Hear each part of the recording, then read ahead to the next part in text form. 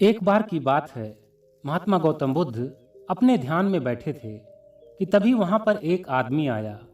यह आदमी अपने आलसीपन से बहुत ही ज्यादा परेशान था। आलसी आदमी गौतम बुद्ध से बोला, महात्मा जी, मेरी मदद कीजिए। मैं अपने आलस्य से बहुत ही ज्यादा परेशान हूँ। आप ही कोई उपाय बताइए जिससे कि मैं इस आलसीपन से छुटकारा पा सकूं। गौतम बुद्ध ने उस व्यक्ति से कहा, पहले मुझे यह बताओ कि तुम्हें क्यों लगता है कि तुम आलसी हो। आलसी आदमी बोला, सिर्फ मुझे ही नहीं, मेरे परिवार वालों को और मेरे आस पड़ोस में रहने वाले सभी लोगों को ऐसा ही लगता है कि मैं बहुत आलसी हूँ। गौतम बुद्ध ने उससे फिर पूछा, क्या तुम जानते हो आलस्य क्या होता है? आलसी व्यक्ति बोला, नहीं गुरुवर, मैं नहीं जानता, किंतु मैं इतना जरूर जानता हूँ कि आलस्य बहुत बुरी चीज है। इसकी वजह से मुझे बहुत ही नुकसान हुआ है। तब गौतम बुद्ध बोले, जिस परेशानी से तुम छुटकारा पाना चाहते हो, पहले उसके बारे में पूरी जानकारी ले लोगे तो उससे छुटकारा पाना आसान हो जाएगा। आलसी व्यक्ति बोला, भगवान, इतनी बुद्धि तो मुझ में नहीं है, आप ही मुझे इस समस्या के बारे में जानकारी दीजिए। गौतम बुद्ध बोले, आलस्य एक मानसिक अवस्था है, एक विचार है जिसे जाने अनजाने हम खुद ही जन्म देते हैं। आलस्य दो मूलभूत कारणों की वजह से ही जन्म लेता है, एक है शारीरिक और दूसरा है मानसिक। शारीरिक कारणों में पहला कारण है गलत तरह से भोजन करना। हम सभी जानते हैं कि हमारे शरीर को भोजन से ऊर्जा मिलती है और यह ऊर्जा सजीव चीज़ों से मिले तो अच्छी, यानी कि प्राकृतिक रूप से जो हमें भोजन की वस्तुएं प्राप्त होती हैं, उनसे अगर यह ऊर्जा मिले तो हमारा शरीर इससे अच्छी ऊर्जा प्राप्त करता है। इसके उलट यदि हम निर्जीव वस्तुओं से ऊर्जा प्राप्त करते हैं तो यह हमें आलस्य की ओर ले जाती है। दूसरा कारण, हमारी शारीरिक गतिविधियां भी हमें आलस्य के चंगुल में फंसा सकती हैं। गौतम बुद्ध ने आलसी व्यक्ति को अपने शिष्यों की तरफ इशारा करते हुए कहा कि देखो, इनके चलने फिरने, उठने बैठने के तरीकों में तुम्हें कुछ अलग नजर आ रहा है। जब आलसी व्यक्ति कुछ समझ नहीं पाया, तब गौतम बुद्ध ने उससे कहा, मेरे शिष्य जब भी बैठते हैं तो वे रीढ़ की हड्डी को एकदम सीधा रखते हुए बैठते हैं। चलते हैं तो उनके दोनों पैरों के बीच अच्छे से संतुलन बना रहता है, और जब वह सोते हैं तो उनका शरीर एकदम शिथिल रहता है। ऐसा करने से उन्हें रात्रि में एकदम सही तरीके से नींद आती है। आलसी व्यक्ति बोला, लेकिन नींद तो आलस्य का ही एक स्वरूप है। तब बुद्ध बोले, हाँ, अगर उसे ज्यादा मात्रा में लिया जाए तो। बुद्ध ने इस बात को आगे बढ़ाते हुए कहा, नींद कम मात्रा में लोगे तो तुम्हें अगले दिन थकान महसूस होगी, और ऐसा करने से ज्यादा आलस्य शरीर में आएगा।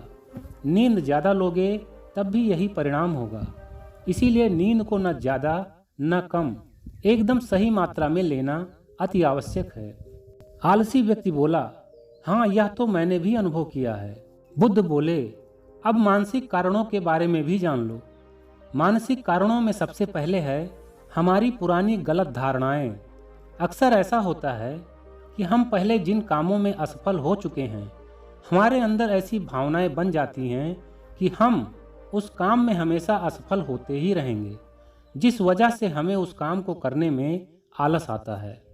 ऐसी धारणाओं से छुटकारा पाने का एकमात्र उपाय यह है कि हमें अपने मन को यह समझाना चाहिए कि पिछली बार हम जब उस काम में असफल हुए थे तो हम उसके बारे में जितना जानते थे, अब हम उस काम के बारे में उससे भी ज़्यादा जानते हैं, क्योंकि असफल होने के बाद हम उससे काफ़ी कुछ सीखे भी हैं। बुद्ध बोले, दूसरा कारण है आलसी और कामचोर लोगों की संगत।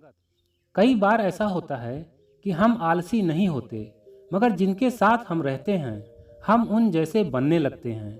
इससे छुटकारा पाने का उपाय बहुत ही सरल है। कामचोर और आलसी व्यक्तियों से दूर रहो। ऐसे व्यक्तियों की संगत में रहो जो अपने काम को बड़ी लगन से करते हैं और तुम्हें कुछ सिखा भी पाएं। गौतम बुद्ध ने तीसरा कारण बताते हुए कहा, यह कारण आलस्य के लिए सबसे बड़ा कारण है।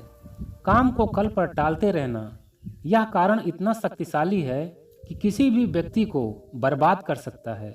इससे बचने का सबसे आसान उपाय यह है कि जो काम जितनी जल्दी संभव हो उतनी जल्दी कर दिया जाए।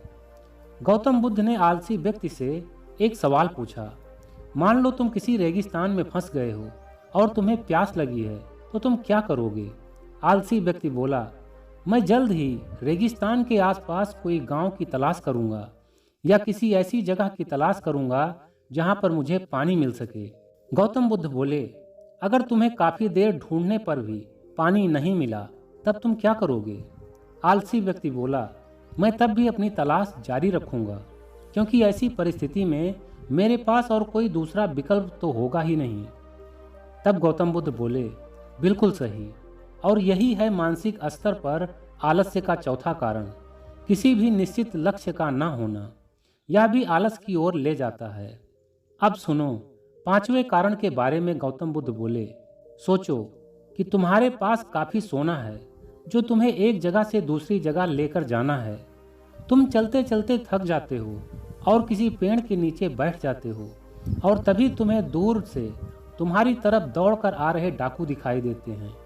तो क्या तब भी तुम आलस करके वहीं बैठे रहोगे या ऐसी परिस्थिति में तुम वहां से उठकर दौड़ने लगोगे? आलसी व्यक्ति बोला, जी मुझे वहां से दौड़ना ही पड़ेगा, नहीं तो मेरी जान और सोने दोनों ही खतरे में पड़ जाएंगे। बुद्ध बोले, यानी कि तुम्हारे पास एक ठोस वजह होगी दौड़ने के लिए।